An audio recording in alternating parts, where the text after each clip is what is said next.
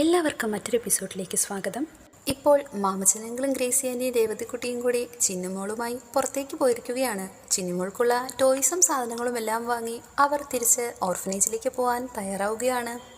ഈ സമയം മാമച്ചൻ പ്രത്യേകമായി തന്നെ ചോദിക്കുന്നുണ്ട്, ചിന്നുമോൾക്ക് ഇഷ്ടമുള്ളതെല്ലാം ഇവിടുന്ന് കിട്ടിയോ? ഇല്ലെങ്കിൽ നമുക്ക് വേറെ ഷോപ്പിൽ നോക്കാം. പക്ഷേ അത് വേണ്ട എന്നാണ് ഗ്രേസിയാൻ്റി പറയുന്നത്. അവൾക്ക് അങ്ങനെ പ്രത്യേകിച്ച് നിർബന്ധങ്ങളൊന്നും തന്നെയില്ല, എന്തു കൊടുത്താലും മതിയാകും. ഇപ്പോൾ ബാലചന്ദ്രൻ സ്വന്തം കാറിൽ അതിവേഗത്തിൽ റോഡിലൂടെ പോവുകയാണ്. അലീനയെ സംബന്ധിക്കുന്ന സത്യം മനസ്സിലാക്കിയതിൻ്റെ ദേഷ്യത്തിലാണ് ബാലചന്ദ്രൻ. ഒട്ടും സുരക്ഷിതമല്ലാത്ത രീതിയിലെന്നോണം കാർ ഓടിച്ച് അതിവേഗം പാഞ്ഞു പോവുകയാണ് ബാലൻ. ഇതേ സമയം തന്നെ അലീന ബാലചന്ദ്രനുള്ള ചായയുമായി മുറിയിലേക്ക് വന്ന് നോക്കുമ്പോൾ മുറിയാകെ അലങ്കോലമായി കിടക്കുന്നത് കാണുന്നു. എല്ലാ സാധനവും വലിച്ചു വാരിയിട്ടിരിക്കുന്നു. ഇതേ സമയം തന്നെ വൈജയുടെയും ബാലൻ്റെയും കുട്ടികളുടെയും ചിത്രമടങ്ങിയ ആൽബം തറയിൽ തുറന്ന നിലയിൽ കിടക്കുന്നത് അലീന കാണുന്നു. മുറി ഇത്രയും വൃത്തികേടായി കിടക്കുന്നത് കണ്ട് അലീന അതെല്ലാം ശരിയാക്കുന്നു. എല്ലാ സാധനങ്ങളും എടുത്ത് നേരെ വെക്കുന്നു. ഇതെല്ലാം കണ്ട് എന്തോ പന്തികേട് മണത്ത അലീന വേഗം തന്നെ മുത്തശ്ശിയുടെ മുറിയിലേക്ക് ചെന്ന് മുത്തശ്ശിയോട് കാര്യം പറയുന്നു. മുത്തശ്ശി, ബാലചന്ദ്രൻ സാറ് പോയി. ഇത് കേൾക്കുന്ന മുത്തശ്ശി, അതിലിപ്പോൾ എന്ത് പുതുമയാണുള്ളത്? അതല്ല മുത്തശ്ശി, ഒന്നും തന്നെ മിണ്ടാതെ പോയി കളഞ്ഞു. സാധാരണ അങ്ങനെ പറയാതെ പോകത്തില്ല. അവൻ മറന്നുപോയിട്ടായിരിക്കുമെന്ന് മുത്തശ്ശി പറയുമ്പോൾ, ഇത് അങ്ങനെയല്ല മുത്തശ്ശി. ഇന്നും മയങ്ങി എഴുന്നേറ്റിട്ട് ഞാൻ കൊടുക്കുന്ന ലെമൺ ടീ കുടിക്കാതെ പോവാറില്ല. അത് ചിലപ്പോൾ ഇന്നവന് ടീ വേണ്ടഞ്ഞിട്ടായിരിക്കും. അതുമാത്രമല്ല, എന്നെ വിളിച്ച് മുൻവശത്തുള്ള ആ വാതിൽ അടയ്ക്കാനും പറഞ്ഞില്ല. അത് ചിലപ്പോൾ എന്തെങ്കിലും തിരക്കുകൊണ്ട് മറന്നുപോയതായിരിക്കുമെന്ന് മുത്തശ്ശി ന്യായീകരിക്കാൻ ശ്രമിക്കുമ്പോൾ, അങ്ങനെയല്ല മുത്തശ്ശി, സാറിൻ്റെ മുറിയുടെ വാതിൽ പോലും അടച്ചിട്ടുണ്ടായിരുന്നില്ല. അതുമാത്രമല്ല, ഫാമിലി ആൽബം നിലത്ത് കിടപ്പുണ്ടായിരുന്നു. മേശവലിപ്പും മറ്റ് സാധനങ്ങളും എല്ലാം വലിച്ചു വാരിയിട്ടിരിക്കുകയായിരുന്നു. ഞാൻ നോക്കിയിട്ട് ആകെ ഒരു ലക്ഷണ പെശകെന്ന് അലീന മുത്തശ്ശിയോട് പറയുന്നു. മുത്തശ്ശി, കാറ് മുറ്റത്തുണ്ടോയെന്ന് ചോദിക്കുമ്പോൾ, ഇല്ല, അത് കൊണ്ടുപോയി. അലീനയോട്, സാരമില്ല കൊച്ചേ, അവൻ വൈകുന്നേരം തന്നെ ഇങ്ങ് തിരിച്ചെത്തും എന്നും പറഞ്ഞ് മുത്തശ്ശി ആശ്വസിപ്പിക്കുന്നുണ്ട്. അതിനുശേഷം വൈകുന്നേരം എന്നത്തെയും പോലെ വൈജ ജോലി കഴിഞ്ഞു വരുന്നു. വന്നപാടെ ആകെ ദേഷ്യത്തോടെ സ്വന്തം മുറിയിലേക്കാണ് പോകുന്നത്. ഈ സമയം കൃഷ്ണ വൈജയോടായി ചോദിക്കുന്ന, അമ്മ ഇന്ന് നേരത്തെയാണല്ലോ. പക്ഷെ അത് കേട്ടിട്ടും കേൾക്കാത്ത മട്ടിൽ നിൽക്കുകയാണ് വൈജ.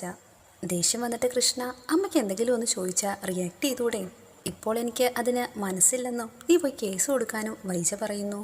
ഈ സമയം വൈജ കൃഷ്ണയോടെ ചോദിക്കുന്നു, നിനക്കിന്ന് ട്യൂഷനില്ലായിരുന്നോടി?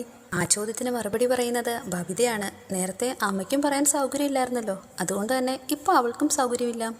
ഇത് കണ്ട് അങ്ങേയറ്റം ദേഷ്യം വന്ന വൈജ എന്നോട് യുദ്ധത്തിനിറങ്ങിയിരിക്കുവാണോ എല്ലാം കൂടെ? ഇതേ സമയം തന്നെ അലീന വൈജയോടായി പറയുന്നുണ്ട്, മാഡം വിഷമിക്കേണ്ട, ഞാനിവിടുന്ന് പോകാൻ തന്നെ തീരുമാനിച്ചു. ഇത് കേട്ടിട്ടും വൈജയ്ക്ക് യാതൊരുവിധ ഭാവമാറ്റവുമില്ല. എൻ്റെ കുഴപ്പം കൊണ്ടാണ് എല്ലാ അനിഷ്ട സംഭവങ്ങളും ഇവിടെ ഉണ്ടായത്. നിങ്ങളെ ആരെയും വിഷമിപ്പിക്കണമെന്ന് ഞാൻ വിചാരിച്ചിട്ടില്ല. പക്ഷേ അതൊക്കെ സംഭവിച്ചു പോയി. എല്ലാ കുറ്റവും ഞാൻ തന്നെ ഏറ്റെടുക്കാം. എനിക്ക് കുറച്ച് ഡ്രസ്സ് വാഷ് ചെയ്യാനായിട്ടുണ്ടായിരുന്നു, അല്ലെങ്കിൽ ഞാൻ നാളെ തന്നെ പോയേനെ. ഇത് കേട്ട് പെട്ടെന്ന് തന്നെ അവിടെ നിന്ന് എഴുന്നേറ്റ് കൃഷ്ണ അലീനയോടെ ചോദിക്കുന്നു, ചേച്ചി, ഇത് ആര് പറഞ്ഞിട്ടാ? എന്താ ഇവിടുത്തെ പ്രശ്നം? ഞാനിവിടെ നിന്ന് ശരിയാവത്തില്ല മോളെ, അത്രേ ഉള്ളൂ പ്രശ്നം. അതെന്താ ശരിയാവാത്തതെന്ന് ദേഷ്യത്തോടെ കൃഷ്ണ ചോദിക്കുമ്പോൾ, അതെനിക്ക് അറിയത്തില്ല മോളെ. മാഡം നേരത്തെ തന്നെ പറഞ്ഞു കഴിഞ്ഞു ഞാൻ തനിയെ തന്നെ പിരിഞ്ഞു പോകണമെന്ന്. അങ്ങനെ പറയേണ്ടി വരുന്നത് തന്നെ വലിയ ഗതികേടാണ്. 1,87,000 രൂപ സാർ എൻ്റെ പേരിൽ ഡെപ്പോസിറ്റ് ചെയ്ത് തന്നിട്ടുണ്ടായിരുന്നു. ഇത് കേൾക്കുന്ന വൈജ, അതിൻ്റെ പേര് കോമ്പൻസേഷൻ എന്നൊന്നുമല്ല, മറ്റെന്തെങ്കിലും ആയിരിക്കും.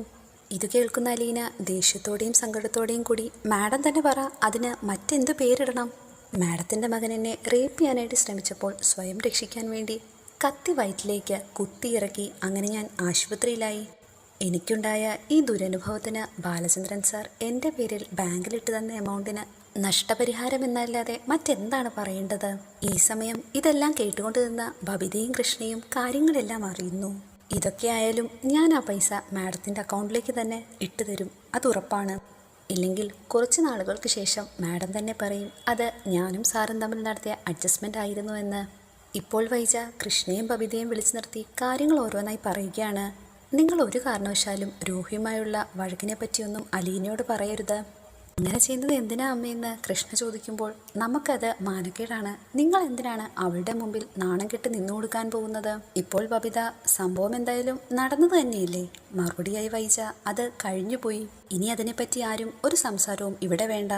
അതുകൊണ്ടുകൂടിയാണ് ഞാൻ അവളോട് ഇവിടെ നിന്ന് പിരിഞ്ഞു പോകാനായിട്ട് പറഞ്ഞത്. നമുക്കവളെ ഫേസ് ചെയ്യണ്ടല്ലോ. ഇത് കേൾക്കുന്ന കൃഷ്ണ, കുറ്റം ചെയ്തവർക്കല്ലല്ലേ അപ്പോൾ ശിക്ഷ? ആര് പറഞ്ഞു അങ്ങനെയാന്ന്? ഞാൻ രോഹിക്ക് എൻ്റെ കൈ വേദനിക്കുന്നത് വരെ നല്ല അടി കൊടുത്തു. ഹരിയെ ആവട്ടെ മനു റൂമിലിട്ടടച്ച് തല്ലി ചതച്ചെന്നും രോഹി പറഞ്ഞു. ഇതൊക്കെയാണോ ശിക്ഷയെന്ന് കൃഷ്ണമോൾ ചോദിക്കുന്നു. എന്നോടാരെങ്കിലും ചെയ്താൽ ഇത് തന്നെയായിരിക്കും അവർക്കുള്ള ശിക്ഷ. മറുപടിയായി വൈജ, എന്തായാലും കഴിഞ്ഞത് കഴിഞ്ഞു, ഇനി അതിനെപ്പറ്റി ചോദ്യവും വേണ്ട ഉത്തരവും വേണ്ട. ഇത്രയും പറഞ്ഞ് അവിടെ നിന്ന് മടങ്ങുന്നു. ഈ സമയം അടുക്കളയ്ക്ക് വരുന്ന കൃഷ്ണ അലീനയോടായി ചോദിക്കുന്നു, ചേച്ചി ഇവിടുന്ന് പോകാൻ തന്നെ തീരുമാനിച്ചോ? ഞാനിവിടുന്ന് പോയാൽ ഇവിടുത്തെ എല്ലാ പ്രശ്നങ്ങളും തീരുമെന്നാണ് മോളുടെ അമ്മയുടെ കണ്ടുപിടുത്തം. ഇത് കേൾക്കുന്ന കൃഷ്ണ, ഒരു പ്രശ്നം തീരില്ല ചേച്ചി. അമ്മ ഇവിടുന്ന് മാറിയുന്ന 99% പ്രശ്നങ്ങളും പെട്ടെന്ന് തന്നെ തീരും. അമ്മ ഇങ്ങോട്ട് മാറി നിൽക്കാനായിട്ടാണ്. ഇപ്പോൾ കൃഷ്ണ മറുപടിയായി, ഞാൻ സത്യ പറഞ്ഞ ചേച്ചി, അമ്മ പ്രത്യേകിച്ച് ഇവിടെ എന്താണ് ചെയ്യുന്നത്? ഞങ്ങളെ വെറുതെ കുറ്റം പറയുക എന്നതല്ലാതെ അമ്മയുടെ ഒരു ഗൈഡൻസും ഞങ്ങൾക്ക് കിട്ടുന്നില്ല. ജോലി ചെയ്യുന്നില്ലേ? അതിന് മാസശമ്പളം കിട്ടുന്നില്ലേ? എന്തൊക്കെയായാലും അമ്മ ഒരു ദിവസം ഇവിടെ നിന്ന് മാറി നിന്നാൽ നിങ്ങൾക്കത് ഫീൽ ചെയ്യില്ലേ? അത് സമ്മതിക്കുന്നുണ്ട് കൃഷ്ണ.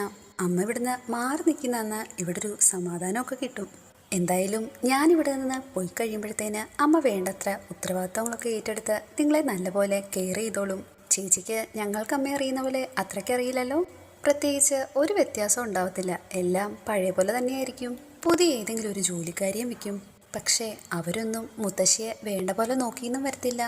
പിന്നെ അമ്മയ്ക്ക് ഇനി വരാൻ പോകുന്ന വേലക്കാരി ആൾക്കാരുടെ കുറ്റം പറയുന്ന ആളാണെങ്കിൽ നല്ലൊരു കൂട്ടും കിട്ടിയ പോലെയാകും. ഇത് കേൾക്കുന്ന അലീന, അമ്മ അതിന് അവരുടെ കൂടെ പോയിരുന്ന് മറ്റുള്ളവരുടെ കുറ്റം പറയുമോ? മറുപടിയായി കൃഷ്ണ, പിന്നെ അതല്ലേ ചേച്ചിക്കില്ലാത്ത ഒരേ ഒരു ക്വാളിറ്റി. ചേച്ചി ആരുടെയും കുറ്റം പറയത്തുമില്ല, ആരുടെ കുറ്റം കേൾക്കാനും പോകത്തില്ല. ഇപ്പോൾ നീ ചെയ്യുന്നതും അത് തന്നെയല്ലേ എന്ന് കൃഷ്ണയോട് ചോദിക്കുമ്പോൾ, അത് പിന്നെ ചേച്ചി ഇവിടുന്ന് പോകുവാണല്ലോ എന്നുള്ള വിഷമം കൊണ്ട് പറഞ്ഞതാണ്. ഇതെല്ലാം കേട്ടിട്ട് മറുപടിയായി അലീന, ഞാൻ ഇങ്ങനെയൊന്നുമല്ല ഇവിടെ നിന്ന് ഇറങ്ങിപ്പോണമെന്ന് വിചാരിച്ചത്. എല്ലാം സഹിച്ചിവിടെ വേലക്കാരിയായി നിന്നത് പോലും മറ്റു പല ഉദ്ദേശങ്ങളും ഉള്ളതുകൊണ്ടാണ്. അതൊന്നും ഇനി എന്തായാലും പറഞ്ഞിട്ടും കാര്യമില്ല.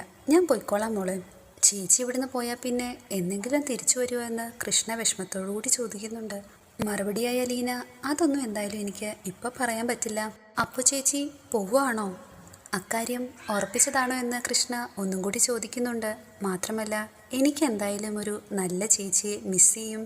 രാത്രി ഏറെയായിട്ടും ബാലചന്ദ്രൻ ഇപ്പോഴും കാറിൽ അതിവേഗത്തിൽ ഹൈവേയിലൂടെ പോയിക്കൊണ്ടിരിക്കുകയാണ്. അയാൾ കഴിഞ്ഞ സംഭവങ്ങളെല്ലാം ഓരോന്നായി ഓർക്കുന്നു. അലീനയെ എങ്ങനെയാണ് വീട്ടിലേക്ക് കൊണ്ടുവന്നത്? വൈജിയുടെ അച്ഛൻ്റെ നേതൃത്വത്തിലായിരുന്നുവല്ലോ അലീനയുടെ വരവ്.